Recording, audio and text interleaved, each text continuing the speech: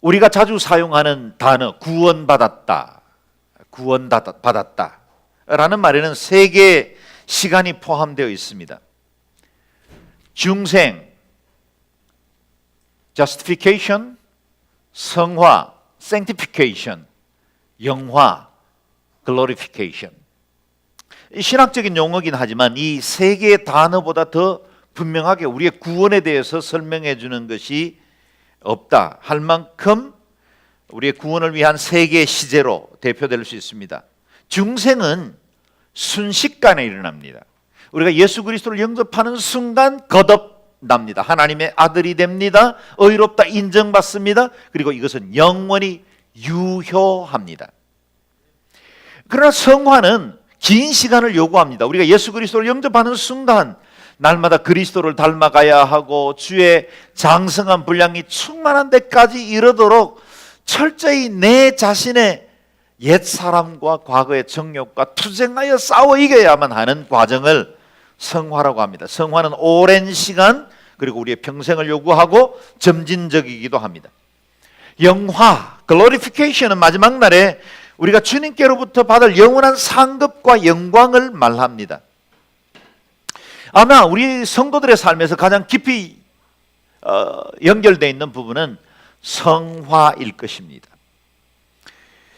성화가 무엇입니까? 요즘 우리가 에베소서를 통해서 얻는 메시지는 성화란 벗을 것을 벗고 입을 것을 입는 삶을 말합니다. 날마다 하나둘씩 옛사람의 습관과 행실을 벗어버리고 그리스도 안에서 새 피조물로 지음받은 새 사람, 의의 사람을 입어가는 과정, sanctification, 그것을 우리는 성화라고 부릅니다. 성화가 무엇입니까? 정리합니다. 심플합니다. 새 사람을 입는 것입니다. 새 사람을 입는 것입니다. 24절 말씀을 다시 한 번 더 읽겠습니다. 시작. 하나님을 따라 의와 진리의 거룩함으로 지으심을 받은 새 사람을 입으라는 것입니다. 아멘. 의와 진리의 거룩함으로 지으심 받은 새 사람을 입어라. 어떻게 우리가 그리스도를 닮아갈까요? 새 사람을 입는 겁니다. 어떻게 우리가 그리스도인으로 온전한 삶을 살아갈 수 있을까요? 새 사람을 입는 것입니다.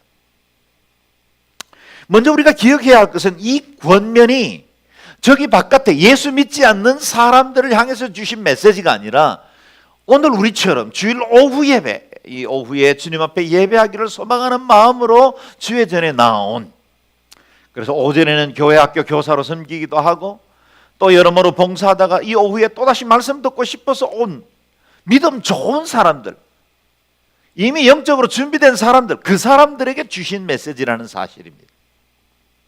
만약에 오늘 본문이 예수 안 믿는 사람들, 즉 이 세상에 있는 사람들에게 말했다면 아마 조금 이해할 거예요. 그리고 그 사람들은 이런 말씀을 꼭 들어야 해 라고 우리는 공감할 겁니다.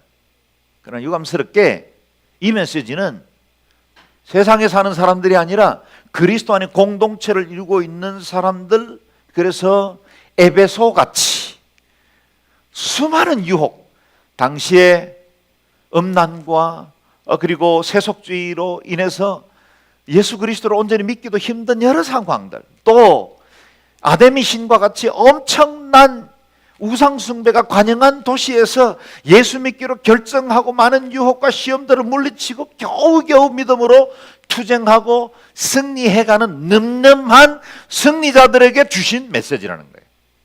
그래서 이 메시지는 내가 그리스도 안에 살고 있다고 해서 내가 이제 예수 믿고 이렇게 예배하는 자라고 해서 나와는 별로 상관없는 메시지가 아니라 내가 그리스도인으로 온전히 살아갈 때 꼭 들어야 할 메시지이다 라는 사실을 기억해야 합니다.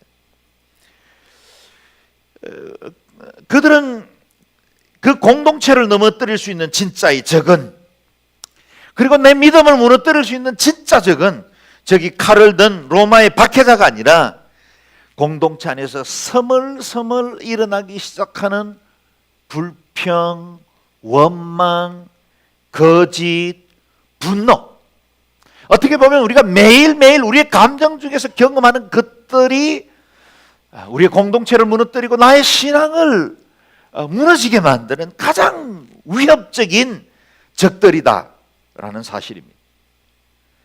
그래서 이 같은 경고를 겨우겨우 예수 믿는 사람들이 들을 것이 아니라 더욱더 신앙생활에 열심을 쏟고 예수님 잘 믿기를 원하는 사람들이 들어야 하는 메시지다 라는 겁니다.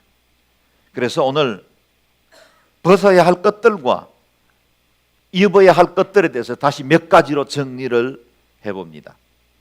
첫 번째, 우리가 벗어야 하고 입어야 할 것들 25절에 있습니다. 같이 읽을까요? 그러므로 여러분은 거짓을 버리고 각각 자기 이웃과 더불어 진실을 말하십시오. 왜냐하면 우리가 서로 한 몸의 지체들이기 때문입니다. 아멘. 첫 번째, 거짓을 벗어라. 그리고 진실을 입어라. 우리 옛사람에 속한 거짓을 벗어버리고 새 사람에 속한 진리를 입으라 그랬습니다. 여기 거짓을 버리고 그랬는데 거짓은 사탄에게 속한 속성 중에 하나입니다. 예수님은 요한복음 8장에서 사탄을 거짓의 아비다 그렇게 부르셨죠. 사탄은 거짓말쟁이이면서 또 기만하는 자입니다. 처음 인류를 타락 가운데 빠뜨릴 때, 선악과를 먹게 할 때 사탄이 가지고 왔던 첫 번째 전략이 거짓이었어요. 거짓의 아비였거든요. 그렇기 때문에 우리는 오랫동안 그 거짓의 아비로부터 배워온 거짓이 몸에 생덕적으로 익혀져 있습니다. 인정하고 싶지만 좀 이 말을 들을 때 불편할 수 있겠지만 우리는 우리의 아비가 거짓의 아비요. 옛날에 우리가 예수 그리스도를 알기 전에 우리의 아비는 사탄이었기 때문에 그 거짓의 아비로부터 배웠던 그 습관들이 우리 속에 마치 DNA처럼 세포 구석구석 남아있다는 사실입니다. 그렇기 때문에 우리의 이 거짓을 벗어버리지 않으면 온전한 그리스도 안에 새 사람을 입기가 힘듭니다. 우리가 갖는 거짓 중에 가장 우리를 자주 기만하고 자주 속이는 거짓 중에 하나가 열등의식입니다. 사람들은 하나님께서 아름답게 지으셨고 목적을 두셨고 각 사람들의 놀라운 계획과 뜻을 가지고 있습니다. 근데 사탄은 이 거짓의 아비이기 때문에 하나님의 그 놀라운 계획을 보지 못하고, 그것이 진리라면 그것을 보지 못하게 하고 자꾸만 세속적 가치관과 사탄이 세상에 만들어서 운영하는 원리에 속임수를 당하도록 만드는 거예요. 그래서 비교하는 겁니다. 그래서 나보다 조금 더 우월해 보이고 더 멋지고 좋은 환경을 가지고 있고 여러 가지 배경적으로 나은 삶의 배경을 가지고 있으면 우리는 금세 열등감을 갖습니다. 뿐만 아니라 우리보다 조금만 더 못해 보이고 내가 그 사람보다 뛰어나다는 판단이 드는 순간 그 열등감은 얼굴을 휙 돌려 교만으로 변질됩니다. 그래서 열등감과 교만은 항상 동전의 양면과 같아요. 이쪽으로 넘기면 열등감이에요. 이쪽으로 넘기면 교만이에요. 둘 다 거짓입니다. 거짓의 아비가 우리 마음속에 DNA처럼 심어놓은 아주 속임수 중에 하나입니다. 그래서 우리가 가지고 있는 이 영적 보물, 그리고 하나님 우리 각 사람들에게 주어진 그 엄청난 은혜들은 보지 못하게 하고 없는 것 가지고 원망하게 합니다. 다른 사람들과 비교하면서 판단하고 그것으로 인해서 자기 인생에 주어진 그 엄청난 가치들을 좋아하지 못하는 거예요. 그래서 그것 때문에 자꾸만 인생이 우울해집니다. 불안하게 돼요. 비교하고 판단합니다. 우쭐대다가 어느새 좌절로 나뒹굴어 버려요. 누가 준 것입니까? 마귀가 준 겁니다. 우리 각 사람들을 향하신 하나님의 놀라운 계획에 주목해야 합니다. 거짓을 버리십시오.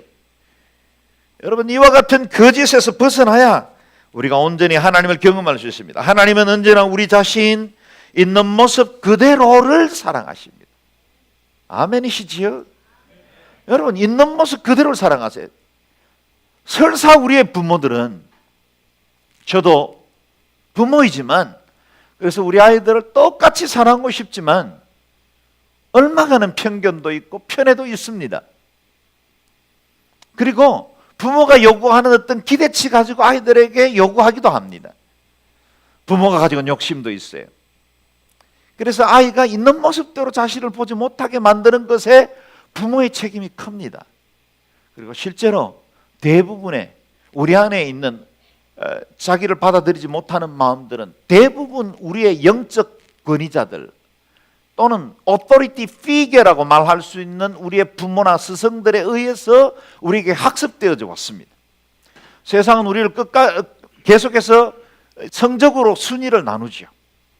뭐 특별하게 뛰어난 분들도 있지만 대부분의 사람들은 각양의 가치와 비슷비슷한 은사와 달란트를 가지고 있는데도 불구하고 그것을 성적으로 나누고 우리 안에 있는 열등과 우등을 만들어 놓음으로 인해서 세속적인 가치관으로 우리를 몰아버리는 거예요. 요즘 외모 지향주의는 어떻습니까? 거기 얼마나 우리가 속임수를 당하고 있습니까? 그러나 여러분, 우리 하나님은, 영원하신 우리의 아빠 아버지시는 우리를 사랑하시되 있는 모습 그대로 사랑하신다는 사실입니다. 여러분, 언제든지 어떤 모습이든지 주님 앞에 나아가기만 하면 하나님은 언제나 두 팔을 활짝 열고 우리를 영접하시고 사랑해 주시고 귀히 여기시고 온전케 하십니다. 그래서 하늘나라에 가면요, 모든 사람들이 다 최고의 존재처럼 왕과 같은 자리에 이를 거예요. 그래서 왕노릇하리라. 어떻게 그게 가능하겠어요? 왕이 있으면 종이 있어야 되는 게 세상의 질서잖아요. 그러나 하늘나라에 가면 다 왕노릇해요. 왜요? 각양에 주신 각인의 은사들이 다 귀하고 아름답기 때문입니다. 하나님의 사람은 정직과 진실의 사람입니다. 그래서 자신의 진실 그대로를 직면하는 것을 두려워하지 않아야 합니다. 다른 사람 앞에서도 진실의 힘으로 당당해야 합니다. 지금 내가 가지고 있는 것이 무엇이든지 그것을 사람들 앞에 드러내기 시작하면 자신이 있어져요. 여러분, 우리 대부분은 자신이 원래 가진 것보다 더 멋지게 꾸미고 싶어 하는 경향들이 있어요. 그래서 다른 사람들에게 더 나은 사람, 원래 내 모습보다 더 멋지고 더 아름답고 더 인격적으로 훌륭하고 더 고상한 사람으로 비춰지려고 하기 때문에 내 안에 거짓이 자꾸만 자리를 잡는 거예요. 우리 하나님이 나를 있는 모습 그대로 받으신다면 우리 안에 형제 자매들도 서로 있는 모습 그대로 받을 수 있는 자가 되어야 합니다. 그래서 서로에게 진실하셔야 돼요. 서로가 서로를 있는 모습 그대로 받아주어야 합니다. 거짓을 벗어버리는 일 정말 쉽지 않다는 걸 잘 압니다. 그러나 의외로 거짓을 이길 수 있는 쉬운 비결이 있습니다. 뭘까요? 진실을 사랑하는 거예요. 여러분, 거짓을 떼어내려고 하면 이건 문어발 같아서 이걸로 붙잡았다 저걸로 붙잡았다 계속 우리를 힘들게 할 거예요. 그냥 두세요. 우리는 대신 진리를 사랑하는 겁니다. 진실을 붙들기로 결정하는 겁니다. 그러면 진리가 우리를 지배하기 시작하면 거짓은 자동적으로 떨어져 나가게 되죠. 여러분, 어둠을 물리칠 수 있는 가장 간단한 방법은 빛을 밝히는 겁니다. 어둠을 썰어내버리려고 하지 말고 빛을 밝히시면 됩니다. 진리를 사랑하고 진리를 붙들면 우리 안에 있는 거짓은 하나둘씩 어느새 그 습관이 사라지게 될 겁니다. 목사는 언제나 진실할까요? 그렇지 않다는 걸 시인하지 않을 수가 없습니다. 유감스럽게. 저도 좀 더 멋진 목사가 되고 싶어 합니다. 그리고 여러분들이 제가 알고 있는 제 자신, 원래 가진 저 자신보다 더 멋진 목사로 인정해 주기를 바라는 욕심이 제게 있어요.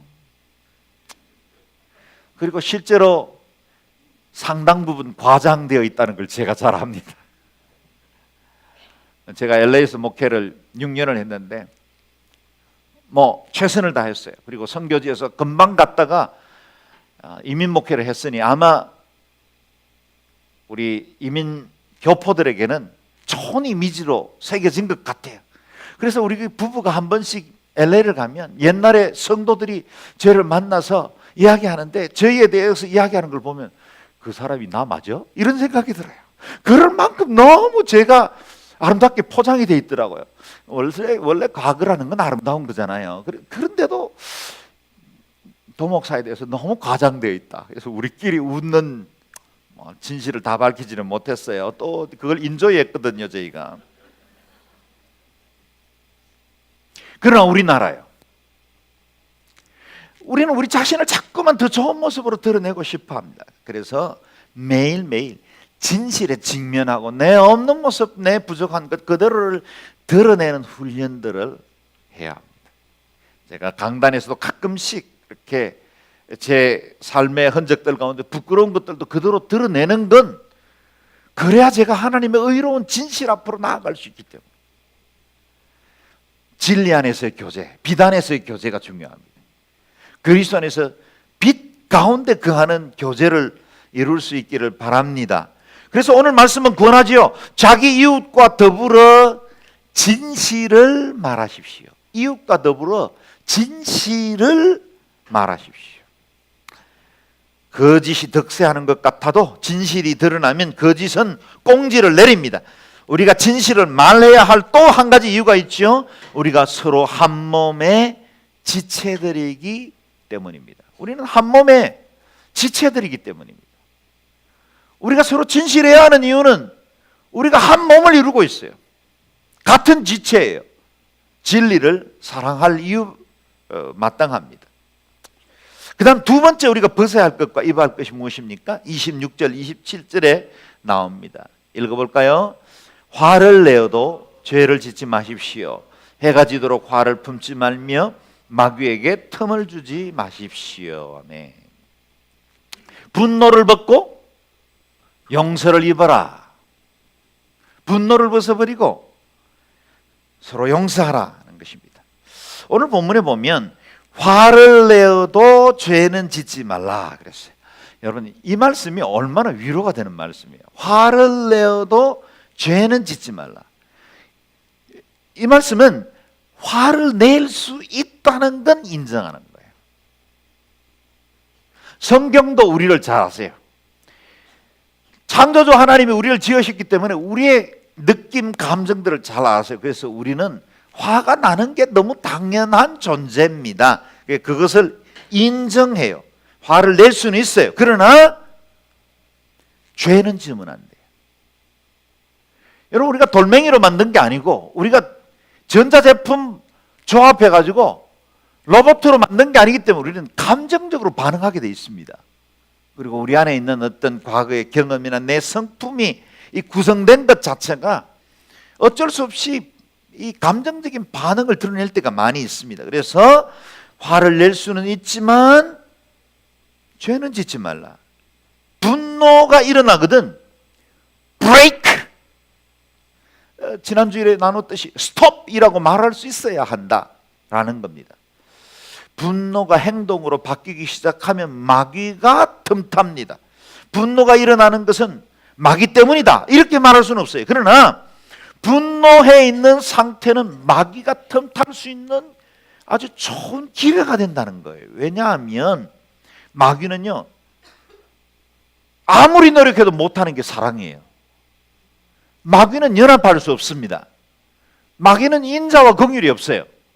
근데 마귀의 특성과 아주 일치되는 것 중에 하나가 분노거든요. 그래서 우리가 분노하면 마귀가 쉽게 우리를 조종하려고 합니다. 틈타기가 쉽습니다. 분노는 밑바닥이 고르지 않는 바위 덩이와 같아요. 이 바위 덩어리를 쌓아놓으면 어느 날 이것들이 쌓여 올라가다가 와르르 무너져요. 그러면 그것이 자신에게나 이웃에게 큰 재앙을 안겨준다는 사실을 여러분 잘 알 겁니다. 최근에 저는 이 한국 사회가 분노 조절 장애로 앓고 있다. 이건 일부 몇몇 사람들의 이야기가 아니라 온통 사람들이 분노 조절 장애를 집단적으로 앓고 있는 사회라는 생각이 들어요. 조금 화가 난다고 해서 다른 사람을 죽이거나 아니면 도로 위에 무법자가 됩니다. 그래서 다른 사람들의 생명에 위협을 가하면서도 자기 분노를 절제를 못하는 거예요. 사실은 분노라는 건요, 이거는 이 잠깐 있다가 사라지는 감정이기 때문에 언제나 분노에 사로잡혀 있다 이런 경우는 없어요.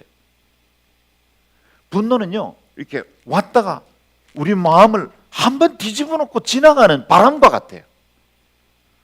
그래서 분노를 다스리는 건 참음입니다. 참음.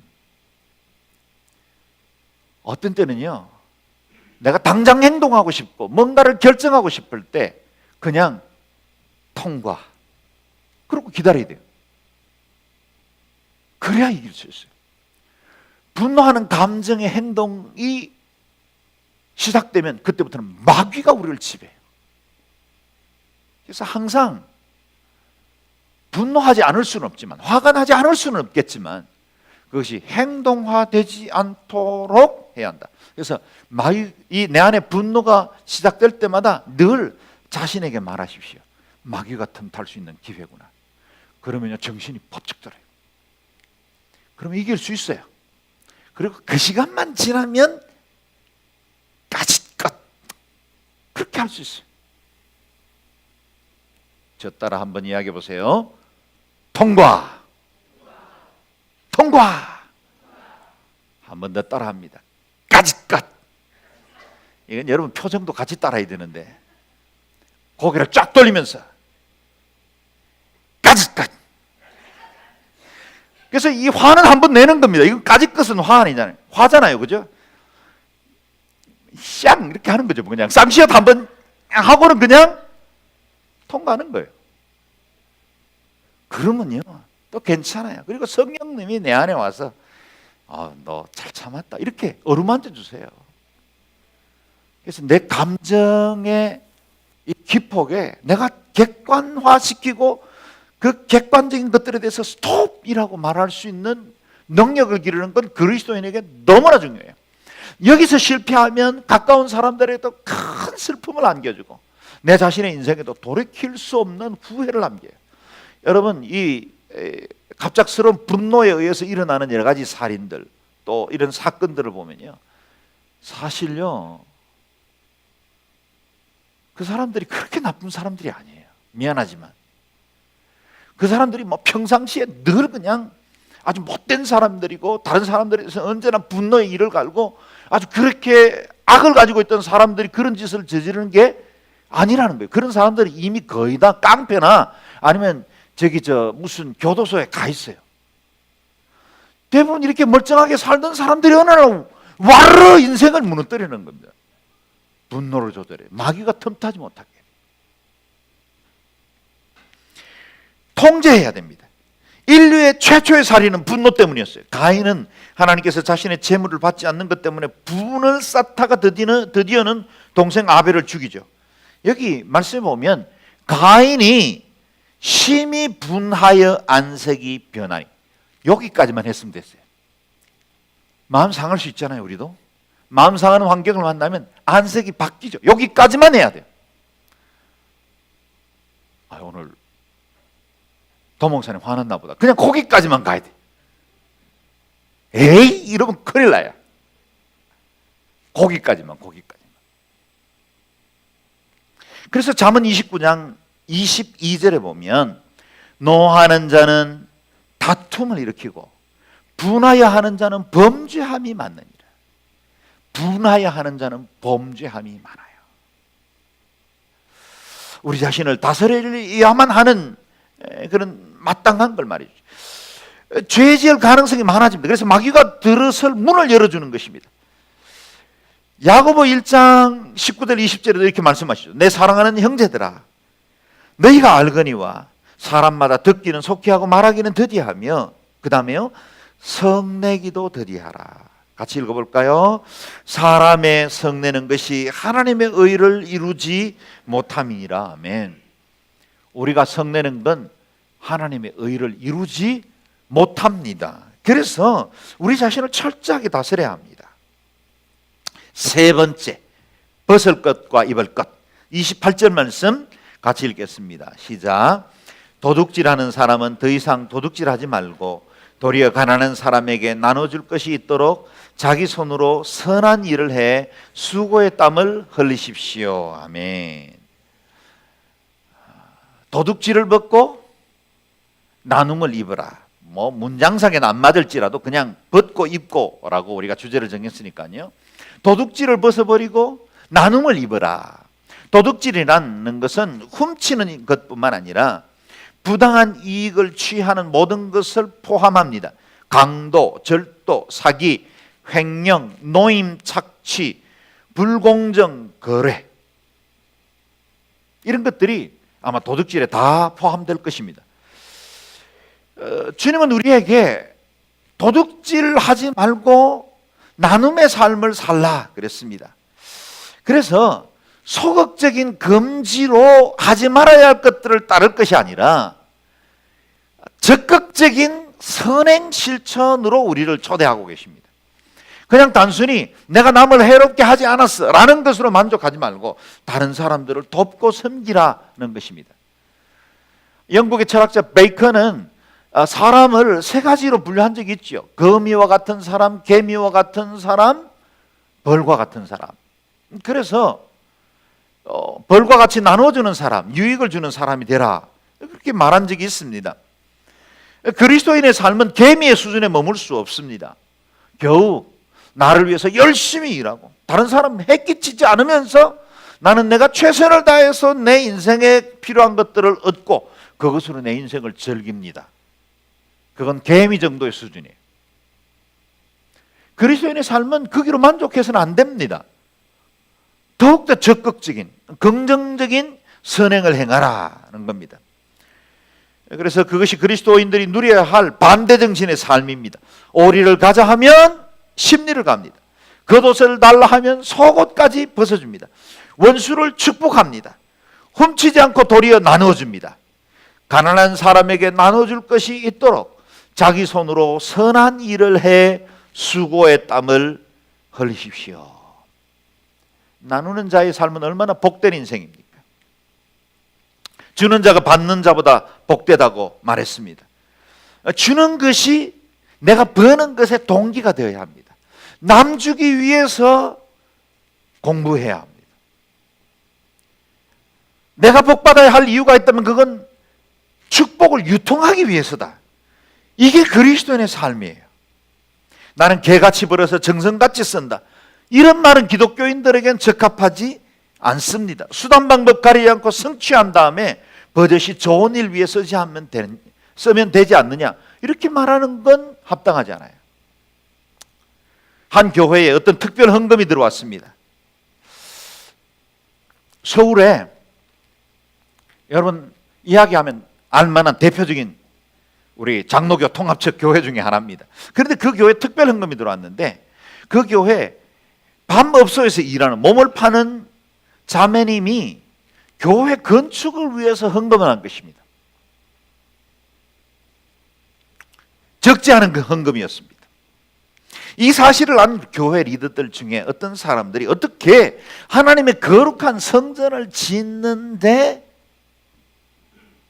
그런 돈을 받아서, 헌금을 받아서 건축을 할 수 있겠느냐, 목소리를 높였습니다. 어떤 사람은 이야기합니다. 돈에 더럽고 깨끗한 게 어디 있습니까? 이 자매님의 마음을 보셔야지. 이 자매님이 비록 몸을 팔 수밖에 없는 상황이지만 그러나 하나님의 전을 위해서 드린 헌금 아닙니까? 그렇게 해서 당회에서 논쟁이 일어났습니다. 여러분이 당회원이에요. 어떻게 결정하시겠습니까? 여러분은 어느 쪽의 의견을 모시겠습니까? 뭐 사실은 이럴 때 필요한 것이 돈 세탁 아니겠습니까? 그 돈을 만약에 세탁만 할 수 있다면, 돈 세탁의 의미가 그런 의미는 아니죠. 어쨌든 답변이 단순하지는 않습니다. 이것을 어떻게 푸느냐, 그건 또 우리의 관심은 아닙니다.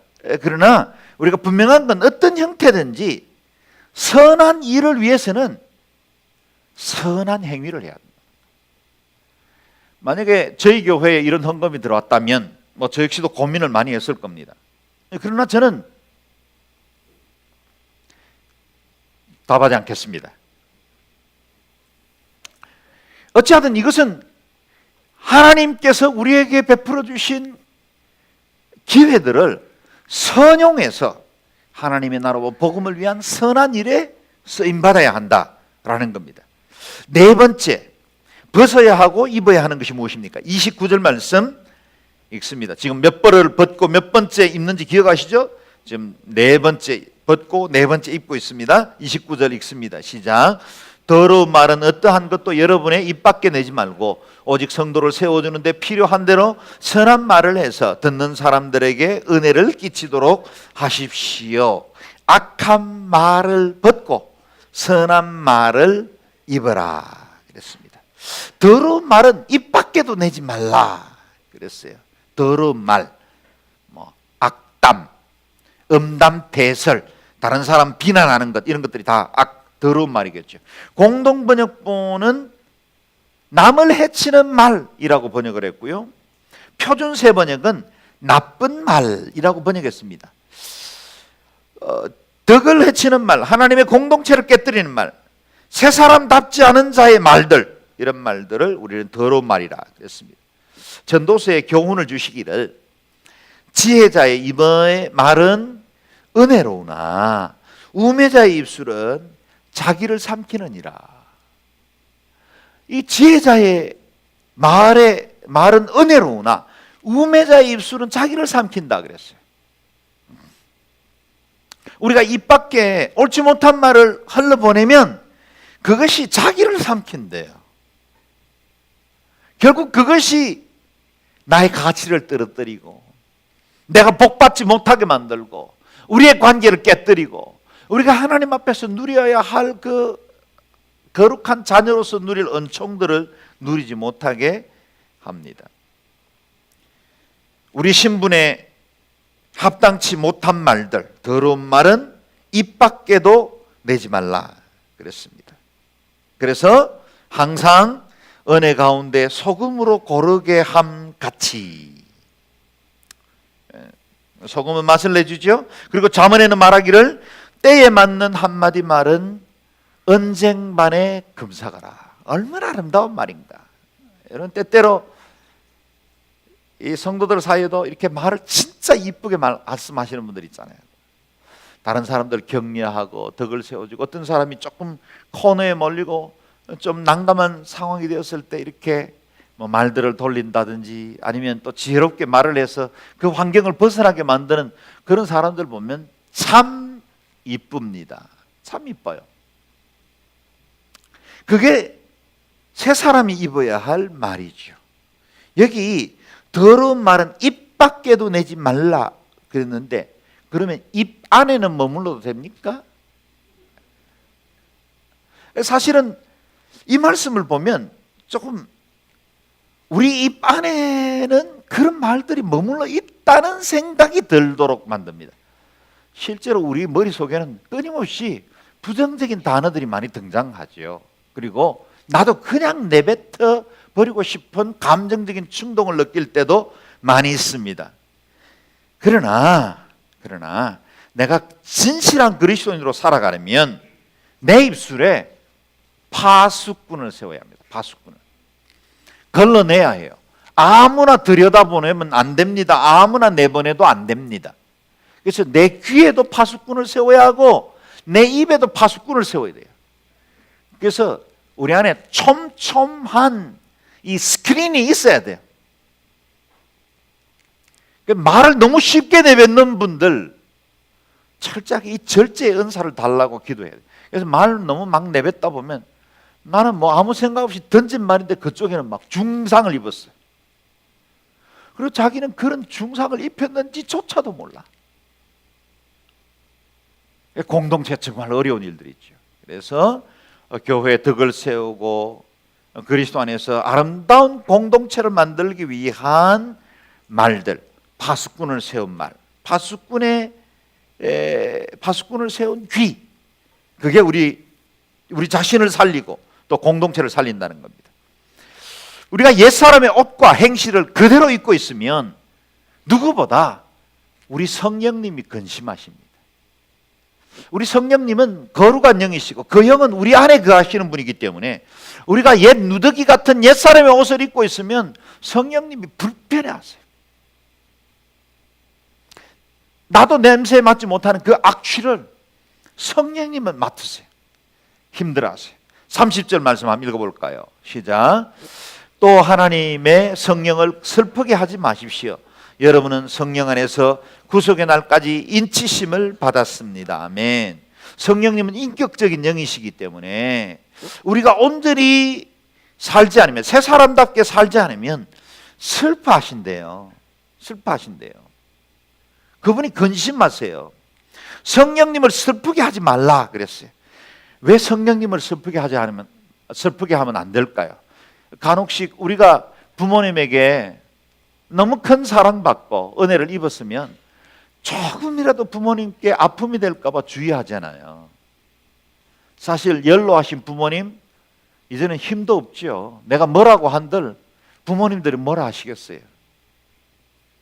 우리에게 저항할 수도 없고, 이제는 어떻게 보면 자녀들의 경제적인 거나 아니면 여러 가지 그 자녀들의 손에 의지하면서 사는 그런 연로하신 때가 됐을 때도 우리 자녀들이 부모님에 대해서 최선을 다하는 건 뭐예요? 부모님이 날 위해서 베풀어 주신 그 사랑과 희생 때문이죠.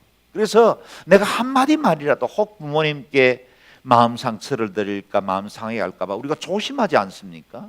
그것처럼 은혜 입은 자는 우리에게 은혜 베푸신 분이 마음 상하실까 봐, 슬퍼하실까 봐 늘 조심을 해야 돼요. 그래서 율법 때문이 아니고 너 이렇게 해야 돼. 너 이거 지키지 않으면 징계받아. 그리고 너는 이렇게 해야만 상받아. 하나님이 상벌을 주셨기 때문에 하는 게 아니라 내가 하나님의 사랑을 입고 그리스도께서 내게 베푸신 그 큰 은총 생각하면 하나님 기쁘시게 해드리기를 원하고, 하나님이 조금이라도 슬퍼하실까 늘 안타까워하고 주의하는 삶, 그게 성숙된 삶, 그게 새 옷을 입은 하나님의 사람이라는 겁니다. 알버트 반스라는 목사님은 본문을 주석하면서 성령을 근심되게 하는 6가지 일을 들었습니다. 자막을 통해서 한번 참고해 보십시오. 드러난 악한 죄, 모든 종류의 분노, 음탕한 생각과 욕망, 감사하지 않는 마음, 성령의 인도를 따르지 않는 태도, 성령을 저항하는 태도. 우리 성령님을 근심되게 하는 6가지, 아주 정말 잘 정리한 것 같습니다. 우리가 성령님을 근심하게 하지 말아야 할 이유가 있습니다. 성령님이 누구십니까? 우리의 구원을 보증해 주시는 분이기 때문입니다. 끝까지 우리와 동행하시고 우리가 천국에 이르도록 우리의 손을 붙들고 우리를 믿음의 길로, 영생의 길로 이끌어 주시는 분이 성령님이에요. 그래서 우리 하나님은 하늘에 계시고 우리 예수님은 부활 승천하신 이후에 우리 안에 믿음으로 성령으로 더불어 내주하시는 분이지만, 우리 예수님은 하나님 보좌 우편에 계신 분이세요. 위치가 그래요. 그런데 우리와 늘 동행하시고 우리와 함께 하시고 우리를 지켜주시고 우리의 마음을 이끌어 주시는 분은 성령님이세요. 그래서 성령님을 근심되게 하시면 안 됩니다. 성령님은 굉장히 마음이 여린 분이세요. 우리가 좀 서운하게 드리면 슬퍼하신대. 얼마나 여린 분이신지. 우리가 죄를 가까이 하고 성령님을 인정하지 않고 우리가 성령님의 뜻대로 살지 않으면 그분이 말할 수 없는 단식으로 간구하신대요. 이분이 성령님이세요. 우리 성령님은 불과 같이, 바람과 같이 강력한 능력을 가지신 분이지만 그분을 인정하지 않으면 너무너무 여리신 분이세요. 우리 성령님은 이렇게 값비싼 도자기를 이렇게 안고 가듯이 걸음도 조심해야 되고 다루는 것도 조심조심하셔야 돼요. 성령님께. 그래서 성령님께 늘 예민하셔야 돼요. 성령님은 말씀하시는 분이거든요. 성령님은 늘 제게도 말씀하세요. 아주 작은 일들까지. 어떤 때는 물건 잊어버리지 말라. 요즘 뭐 건망증이 원체 심하니까 성령님이 가르쳐 주셔요. 그래도 안 들을 때가 많아. 어떤 때는 인간관계에서 제게 말씀하시고, 설교를 준비할 때 성경을 통해서 말씀하시고, 성령님은 늘 말씀하세요. 근데 제가 성령님을 근심되게 할 때가 참 많아요. 성령님이 늘 곁에 계시고 내 안에 내주하시고 내 삶을 인도하시는 분이기 때문에 그분을 아프게 해드리면 안 된다는 걸 저도 잘 알면서도 실패할 때도 있어요. 우리 그리스도인들이 새 사람으로 살고 새 옷을 입어 살아야 될 이유가 있다면 그것은 성령님 때문이에요. 성령님이 우리 안에 거하세요. 성령님과 동행해야 돼요. 그리고 성령님 그 거룩하신 영을 근심되게 하지 않게 해야만 합니다. 사도는 마지막으로 벗어버릴 것과 입을 것을 다시 요약 반복합니다. 31절 32절 같이 읽겠습니다. 모든 악독과 분노와 화내는 것과 고함치는 것과 비방하는 것을 모든 악의와 함께 내버리십시오. 서로 친절하고 인자하며 하나님이 그리스도 안에서 여러분을 용서하신 것처럼 서로 용서하십시오. 아멘. 실감나지 않습니까? 여기 한 문장을 기억하십시오. 내버리십시오. 내버리십시오. 미련 없이 뒤돌아보지 말고 내버리십시오. 옛날에 나를 붙들고 있던 건, 내가 기뻐하고 좋아했던 건 내버리십시오. 컴퓨터 쓰시는 분은 알겠지만 파일을 삭제하면 그 파일이 컴퓨터에서 완전히 사라지는 게 아니라 휴지통에 남아있어요. 휴지통에. 근데 그 휴지통은 한 번씩 지웠던 삭제한 프로그램들이 다 모여있거든요. 근데 그것을 휴지통 비우기라는 걸로 싹 비워야 프로그램이 싹 사라져요. 물론 그래도 완전히 모든 파일이 사라지지 않습니다. 그 근거를 찾아내는 아주 기가 막힌 컴퓨터 프로그램들도 있죠. 그러나 여러분, 우리의 삶에도 말이죠, 휴지통 비우기를 자주 해야 돼. 사실은 우리 그리스도인들은 삭제 프로그램은 잘 활용해요. 왜냐하면 우리는 늘 회개기도 하거든요. 회개하면서 삭제하고, 우리 죄 삭제되었어요. 주님 앞에 용서를 구할 때 삭제됐어요. 오늘 성찬식 하면서 용서해 주십시오. 삭제되었어요. 근데 그게 우리의 10년 가까이의 휴지통에 모여져 있어요. 그래서 간혹씩 그 휴지통에서 꺼내. 그래서 다시 펴고 또 그 삶을 살고 반복한 휴지통 비우기를 할 수 있기를 바랍니다. 휴지통을 비우세요. 잘 벗어야 됩니다. 잘 벗어야 잘 입을 수 있어요. 잘 입으려면 또 이 모든 것들은 더러운 걸 벗어버려야 새 옷을 온전히 입을 수 있습니다.